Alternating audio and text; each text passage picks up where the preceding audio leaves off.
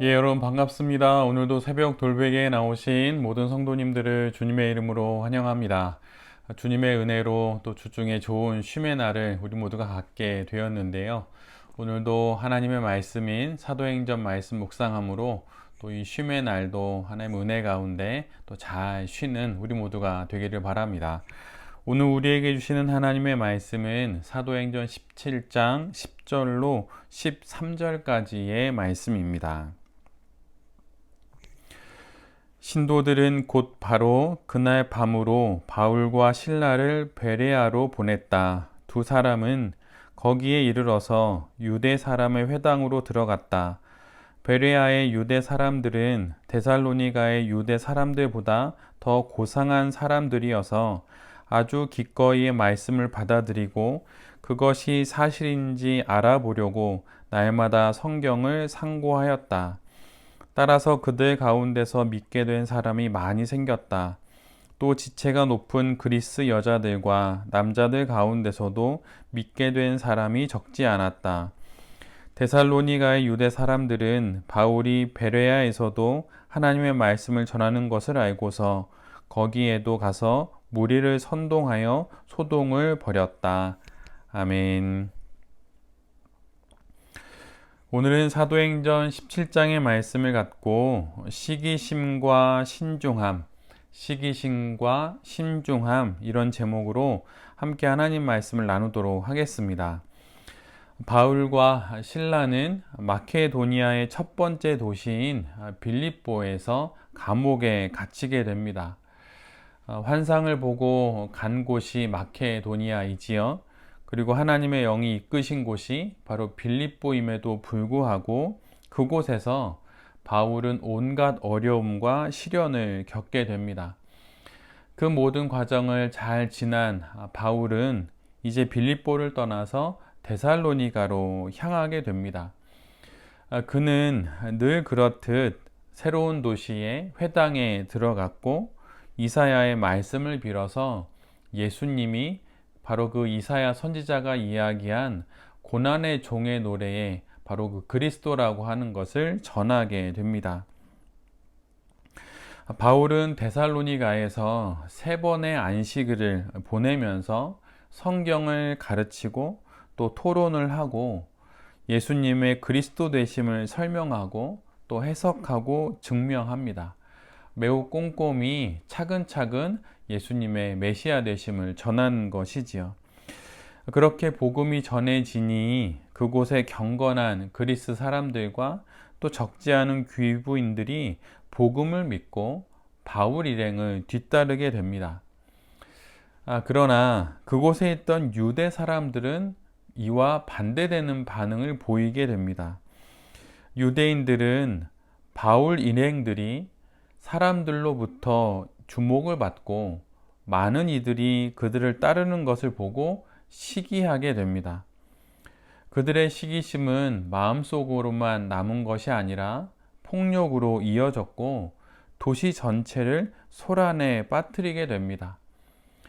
복음을 받아들인 사람들의 집을 습격하기도 하고 또 그들을 그곳에서 꺼내어서 잡아서 거짓으로 재판에 넘기기도 하게 되지요.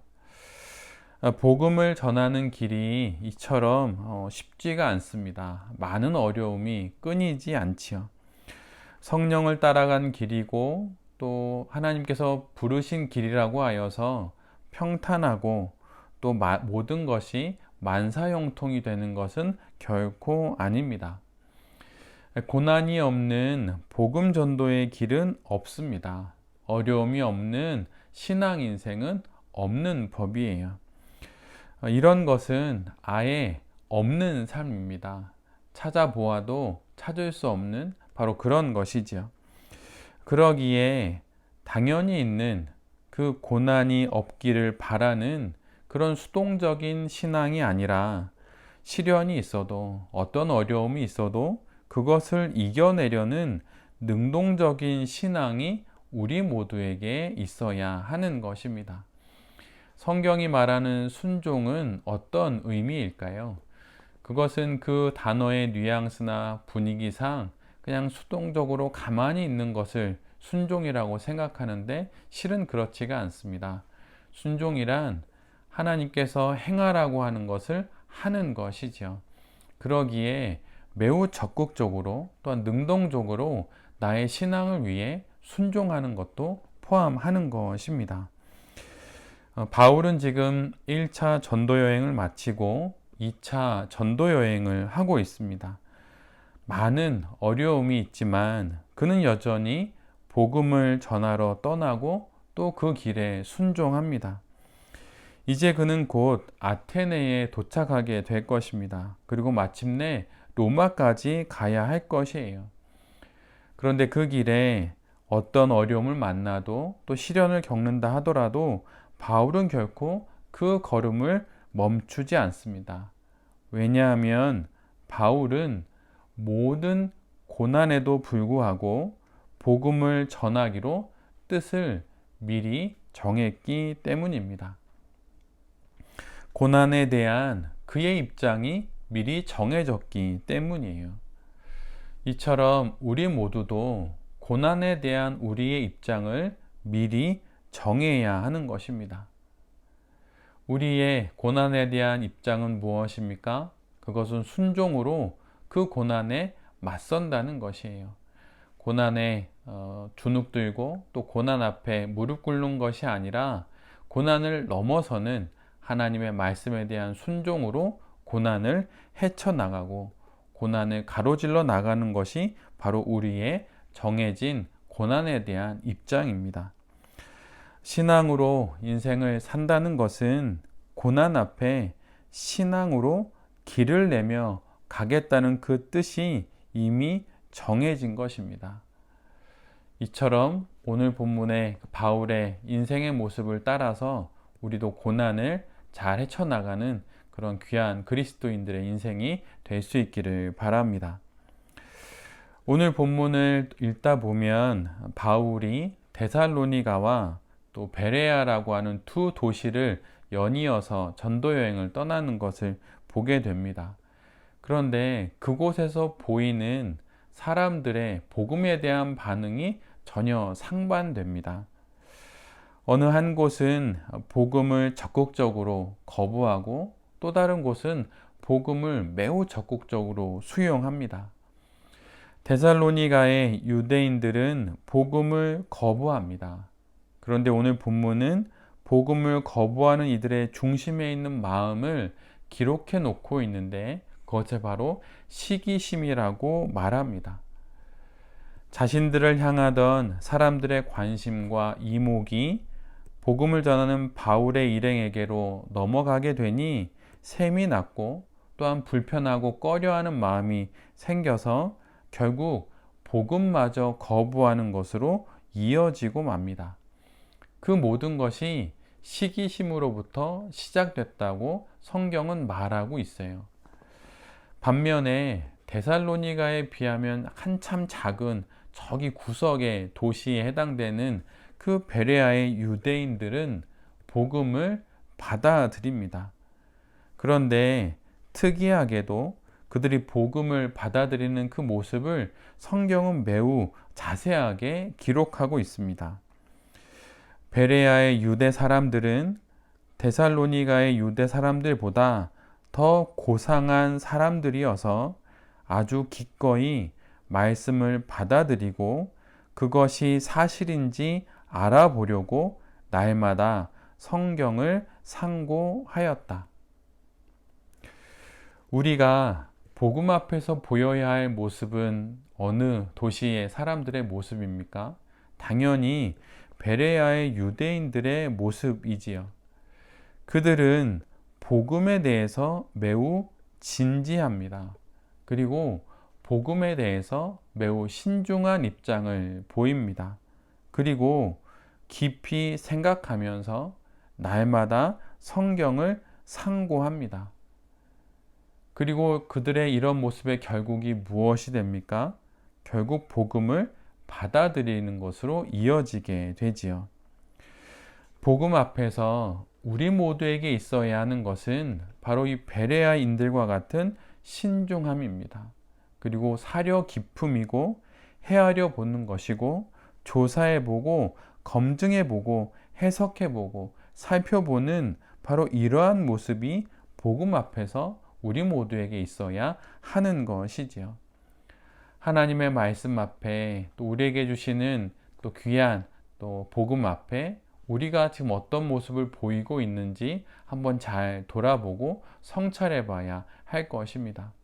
복음 앞에 내가 정말 복음을 신중하고 또 복음에 대해서 매우 사려 깊게 대하고 있는지, 그리고 내가 그것의 뜻을 깨닫기 위하여서 참으로 세밀하게 조사하고 단어들과 또 문장들과 또 그 의미를 헤아려 보고 또 그것을 여러 내용들을 통해서 검증해 보면서 그렇게 하나님의 말씀을 깊이 상고하고 있는지 우리 모두가 돌아봐야 할 것입니다. 신앙은 물론 살아계신 인격이신, 인격사실 그 이상이신 하나님과의 관계입니다. 살아있는 생명인 우리와 또한 살아계신 하나님 사이의 인격적인 교제이지요. 그러나 그것이 전부가 아닙니다. 그것 더하기 오늘 본문에 나오는 베레아인들과 같은 하나님의 말씀에 대한 깊은 상고함들, 복음에 대한 깊은 사려 깊음과 또 헤아려 봄이 우리에게 분명히 있어야 하는 것입니다. 이런 모습으로 또 빚어가는 신앙은 결코 그 무엇으로도 흔들리지 않는 단단한 신앙이 될 것이고, 또 그 신앙으로 한 번뿐인 인생을 살아가는 말 그대로 신앙 인생이 될 것입니다. 우리가 바로 이런 신앙 인생을 살아가야 하는 것이죠. 복음으로 살아가는 인생에겐 어려움과 고난이 반드시 있습니다. 그것 앞에 우리가 보여야 할 반응은 움츠러들고 숨는 것이 아니라 맞서는 것입니다. 고난에 대한 우리의 입장은 이미 정해져 있어요. 그 원칙에 따라 고난에 잘 맞서는 우리 모두가 되기를 바랍니다. 또한 복음 앞에 데살로니가 교회에, 데살로니가 도시에 그 사람들처럼 시기심을 품는 것이 아니라 복음 앞에 신중한 베레아의 유대인들처럼 그렇게 사려 깊게 여러 가지를 생각해보고 검증해보고 확인하여 결국은 확신하게 되는 그런 신앙의 여정을 걸어가는 우리 모두가 되기를 간절히 기도합니다. 하나님께서 주중에 하루 참 좋은 쉼의 시간을 우리 모두에게 허락해 주셨습니다. 이 시간 속에서 하나님의 말씀을 내가 더욱더 신중히 대하고 사려 깊게 대하고 또 고난 앞에서 움츠러들지 않는 용기 있는 신앙으로 살아가야겠다고 하는 결단을 다시 한번 해보게 되는 새벽 돌베개의 모든 성도님들과 또 이 말씀을 전하는 제 자신이 될 수 있기를 간절히 기도드립니다. 아멘. 기도하겠습니다. 주님, 주중에 하루 좋은 쉼의 날을 주시니 감사합니다. 이 쉼의 날을 말씀으로 또한 시작하게 하시니 감사합니다. 오늘 말씀을 통하여서 우리에게 주시는 말씀을 새겨 듣겠습니다. 고난에 대한 입장을 미리 정한 바울처럼 그렇게 우리도 입장을 정하여서 고난에 맞서고 극복하고 헤쳐나가게 하여 주시옵소서.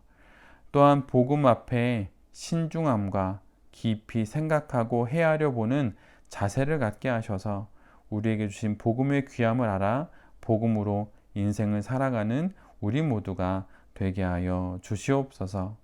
이 모든 말씀 예수 그리스도의 이름으로 기도드립니다. 아멘.